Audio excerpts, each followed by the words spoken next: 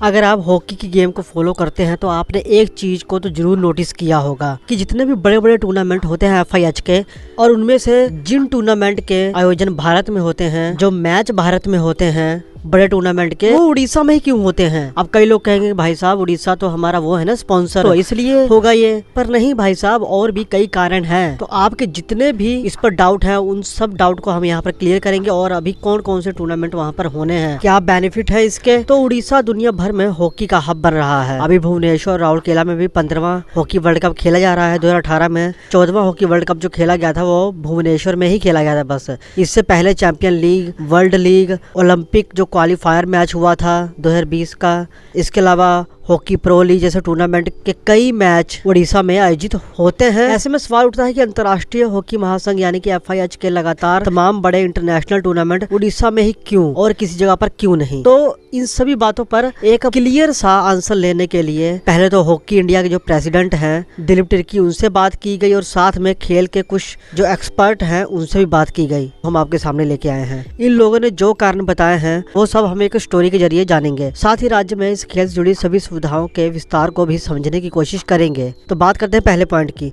Hockey का कोई भी बड़ा टूर्नामेंट आमतौर पर एक ही शहर में आयोजित होता है। इस बार वर्ल्ड कप के मुकाबले जरूर 2 शहरों में हो रहे हैं, लेकिन FIH की अक्सर कोशिश यही होती है कि इन बड़े टूर्नामेंट को जहां पर मल्टी टीमें हिस्सा ले रही हैं उसको एक ही शहर में रखा जाए, ताकि आने जाने का खर्चा भी बचे, खिलाड़ियों को थकावट ना हो, वो वही टाइम अपने आराम में और अपने प्रैक्टिस में दे सके। जब टूर्नामेंट एक ही शहर में होगा तो इसके लिए जरूरी है कि वहाँ बहुत सारी टीमों के खिलाड़ियों और स्पोर्ट्स स्टाफ के रहने के लिए अच्छे इंतजाम हो, यानी कि अच्छे होटल मौजूद होने चाहिए। इसके अलावा ये भी देखा जाता है कि जिस शहर में इवेंट हो रहा है वहाँ के जो दर्शक हैं वो खेल से कितना लगाव रखते हैं, क्योंकि सारा मामला तो आखिरकार दर्शकों का ही है ना, कि अगर दर्शक आएंगे नहीं तो फिर ग्राउंड में खेलने का मतलब ही क्या, कमाई कहाँ से करेंगे। तो सारी बात तो यही आती है। तो जहाँ भी जिस शहर में भी बड़े टूर्नामेंट को आयोजित किया जाता है तो वहाँ पर खेल के प्रति जो लोगों का उत्साह होता है ना वो एकदम हाई लेवल पे होना चाहिए। ये हर एक खेल में होता है, जरूरी होता है ये, ताकि स्टेडियम जमकर भरा रहे। और सबसे बड़ी जरूरत ये होती है कि स्थानीय सरकार और प्रशासन का जो रुख है इन बड़े टूर्नामेंट की तरफ होना चाहिए। भुवनेश्वर FIH की इन तमाम जरूरतों को पूरा करता है। खिलाड़ियों को ठहराने के लिए अच्छे होटल और हॉस्टल हैं। स्थानीय लोग खेल में खूब रुचि रखते हैं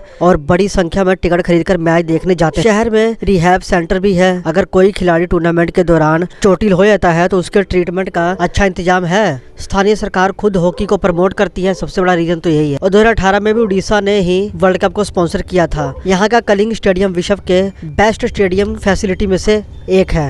अब है दूसरा पॉइंट, जहां हम कलिंग स्टेडियम की कुछ खास बातें जानेंगे। भुवनेश्वर का कलिंग इंटरनेशनल हॉकी स्टेडियम 2010 में बनकर तैयार हुआ था। हॉकी के अलावा यहाँ athletics track, football arena, tennis court, basket court, table tennis, swimming और रग्बी फील्ड भी है। तो ये मल्टीपर्पज के लिए यूज होता है ये स्टेडियम। यहाँ के हॉकी एस्ट्रोटर्फ की गिनती दुनिया के बेहतर सिंथेटिक टर्फ में से एक के तौर पर की जाती है। उनका तो यहाँ तक दावा है कि भविष्य में कभी भारत में ओलंपिक गेम्स आयोजित हुए तो मुमकिन है कि हॉकी के मुकाबले भुवनेश्वर में ही खेले जाएंगे, इतना बढ़िया मैदान है वहाँ पर। तीसरा पॉइंट, जहाँ हम बात करेंगे कि फ्यूचर में इनकी क्या प्लानिंग है और कितने स्टेडियम तैयार हो सकते हैं और कौन कौन सी सुविधाएं मिल सकती हैं। इस बार हॉकी वर्ल्ड कप के मुकाबले उड़ीसा के साथ साथ राउरकेला में भी मौजूद बिरसा मुंडा हॉकी स्टेडियम में खेले जा रहे हैं। भविष्य में कुछ टूर्नामेंट ऐसे भी होंगे जिसके लिए सारे मैच राउरकेला में खेले जाएंगे। 46 एकड़ में फैले इस स्टेडियम में 20,000 दर्शकों की बैठने की सुविधा है, जिसको दुनिया का सबसे बड़ा स्टेडियम कहा जाता है। यहाँ एक एयरपोर्ट भी स्टेडियम कैंपस में जोड़ दिया गया है ताकि और भी ज्यादा सुविधा मिल सके खिलाड़ियों को। ऐसे में खिलाड़ियों को एयरपोर्ट से स्टेडियम तक पहुँचने के दौरान शहर के जो ट्रैफिक है उनका सामना नहीं करना पड़ेगा।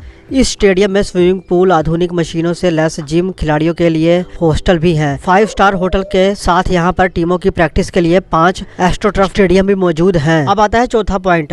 भुवनेश्वर के स्टेडियम में 2014 में पहली बार FIH की तरफ से कोई बड़ा टूर्नामेंट खेला गया था और वो टूर्नामेंट था चैंपियन ट्रॉफी। इसके बाद से यहाँ बड़े बड़े टूर्नामेंट आयोजित किए गए। इसकी गुणवत्ता को देखकर, इसकी स्पेशलिटी को देखकर ही भारत में पहले हॉकी के अंतर्राष्ट्रीय टूर्नामेंट दिल्ली में होते थे, लेकिन एक बार भुवनेश्वर का स्वाद चखने के बाद FIH ने दिल्ली का रास्ता छोड़ दिया और अब वो सभी टूर्नामेंट यहीं पर करता है। अगर आपको यकीन नहीं है तो आप ये पूरी लिस्ट देख सकते हैं, जहां साफ तरीके से पता लग रहा है कि 2014 से लेके 2023 तक कौन कौन से बड़े बड़े टूर्नामेंट यहाँ पर आयोजित किए गए हैं। अब आता है हमारा नेक्स्ट पॉइंट। उड़ीसा में नवीन पटनायक जी की अगुवाई वाली सरकार सिर्फ बड़े टूर्नामेंट आयोजित करने पर जोर नहीं दे रही, वहाँ ग्रास रूट लेवल पर भी खिलाड़ियों को ऐसी सुविधाएं विकसित करवाई जा रही हैं जो देश के लिए अन्य राज्य में नहीं करवाई जाती। हॉकी इंडिया के आंकड़ों के मुताबिक देश में 95 एस्ट्रोटर्फ हैं। इनमें से 35 तो उड़ीसा में ही है, 15 सुंदरगढ़ जिले में है और 6 एस्ट्रोटर्फ अभी और बन रहे हैं। जिले के सभी 17 ब्लॉक में फुल और मिनी साइज के एस्ट्रोटर्फ बनाए जा रहे हैं। ऐसा इसलिए किया जा रहा है ताकि यहाँ के युवा खिलाड़ियों को भी शुरुआत से ही टर्फ पर खेलने का मौका मिले, उनकी स्किल बेहतर हो सके। हॉकी इंडिया के अध्यक्ष और पूर्व ओलंपियन दिलीप तिर्की ने एक रिपोर्ट में बताते हुए कहा कि उड़ीसा सरकार हॉकी इंडिया की चीफ स्पॉन्सर है। उन्होंने कहा है कि मुख्यमंत्री नवीन पटनायक जी हॉकी सिर्फ खेल नहीं मिशन की तरह देखते हैं। खिलाड़ियों को अपने जिले